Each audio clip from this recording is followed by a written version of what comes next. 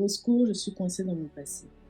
Est-ce qu'il t'arrive souvent de te dire, à l'époque c'était mieux, la musique était mieux? Est-ce qu'il t'arrive d'être nostalgique de ton enfance? Est-ce que tu as du mal aujourd'hui à trouver ta place dans la société? Est-ce que tu as du mal à trouver ta place dans ce siècle présent? Est-ce que tu te sens dépassé? Est-ce que tu as l'impression autour de toi que tout le monde perd la tête? Si c'est le cas, cette vidéo est pour toi.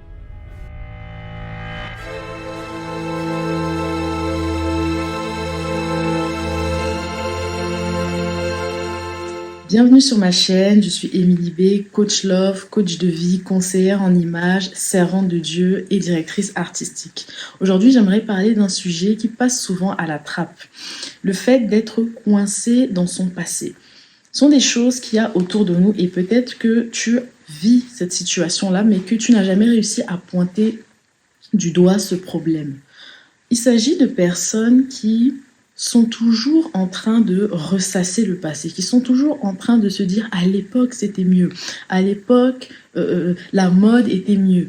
Peut-être que tu portes toujours tes vêtements de l'époque, peut-être que tu as dans ta chambre, tu es peut-être adulte, mais tu as dans ta chambre des jouets d'enfance, tu as dans ta chambre des petits bibelots d'enfance, tu aimes collectionner voilà, les souvenirs de l'époque, tu as plein d'anciens carnets, tu as plein de petits bibelots, tu as plein de petites choses, mais qui te rappellent sans cesse tes souvenirs. En réalité, tu vis dans le passé, tu vis dans tes souvenirs et tu n'arrives pas à te créer une place dans l'époque présente. C'est un véritable problème et c'est pas quelque chose qu'il faut prendre à la légère parce que ça signifie quelque part que tu as arrêté de vivre. Ça signifie quelque part que tu es resté coincé dans une époque et à un certain moment, il y a peut-être un événement, il y a peut-être quelque chose qui t'a bouleversé et tu n'as plus réussi à te retrouver. En réalité, de se dire que à l'époque c'était mieux, qu'aujourd'hui les mœurs ont dégradé, toutes ces choses-là, c'est pas une bonne manière de penser. Il est vrai que les mœurs se dégradent avec le temps.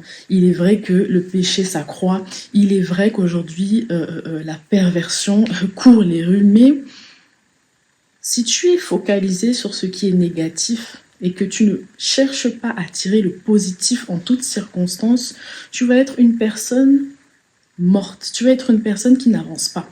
Tu vas être une personne stagnante.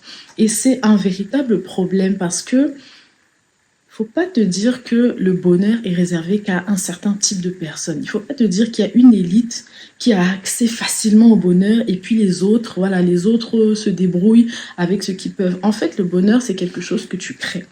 Le bonheur, c'est quelque chose que tu décides. Le bonheur, ça ne vient pas à soi seul. Le bonheur, ça se décide. Le bonheur, ça se crée. En réalité, tu dois chercher ton bonheur. Tu dois chercher à savoir qui tu es. Et tu dois apprendre à vivre dans le présent. Tu dois apprendre à vivre dans le présent et tu dois chercher à appréhender le futur un peu tous les jours.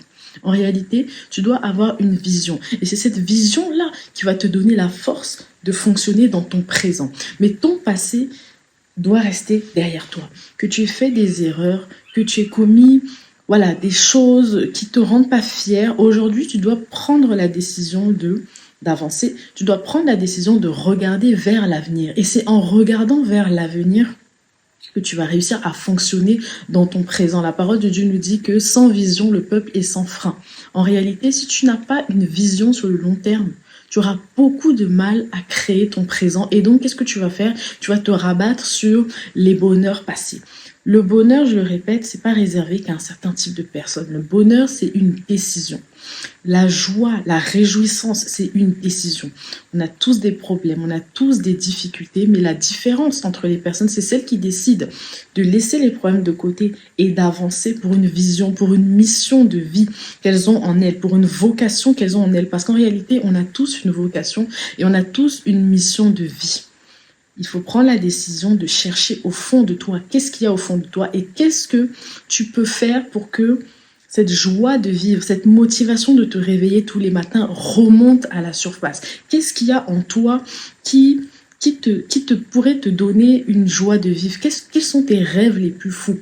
Encore une fois, les rêves, la réalisation des rêves, c'est pas réservé qu'à un certain type de personnes. C'est pas réservé à une élite. C'est pas réservé aux riches. C'est réservé aux personnes qui prennent la décision d'être heureux. C'est réservé aux personnes qui décident d'accomplir leur mission de vie. C'est réservé aux personnes qui décident d'accomplir leur mission de vie. C'est réservé aux personnes qui décident de fonctionner dans leur vocation. Et c'est dans ta vocation que tu vas trouver le bonheur. C'est dans ta vocation que tu vas trouver la paix. Même si le monde s'effondre autour de toi, c'est dans cette vocation-là que tu vas trouver un équilibre, que tu vas trouver un épanouissement.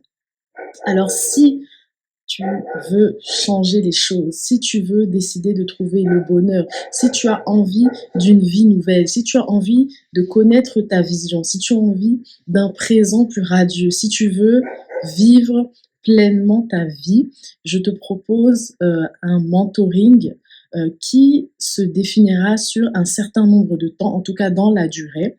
Il faut savoir que ce programme se fait sur dossier, c'est-à-dire que tu déposes un dossier, tu déposes une candidature. J'étudie cette candidature, je vois si tu es quelqu'un de motivé, je vois si tu es quelqu'un avec qui je peux travailler sur la durée. Ensuite, je te contacte, je te donne la réponse et on commence à établir un plan sur du long terme. Le mentoring, c'est vraiment un programme où il y aura des prières, c'est un programme où il y aura des temps de méditation, c'est un programme où il y aura des conseils, c'est un programme où il y aura une orientation, mais en tout cas, je vais t'aider vraiment à connaître ta vision. Si tu connais déjà ta vision, c'est une bonne chose, mais en tout cas, on va vraiment travailler pour atteindre cette vision. Donc, vous savez, moi, je crois vraiment qu'il n'y a pas de hasard.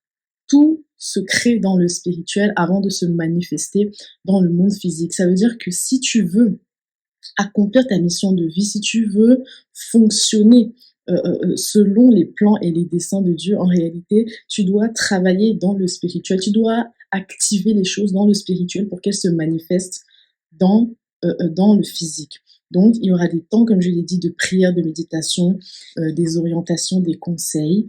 En tout cas, si tu veux en savoir plus, je te donne rendez-vous sur mon site internet qui est dans la description. Et puis, je te dis à bientôt pour une nouvelle vidéo. Abonne-toi, commente, like et partage cette vidéo à quelqu'un qui a besoin d'entendre ça.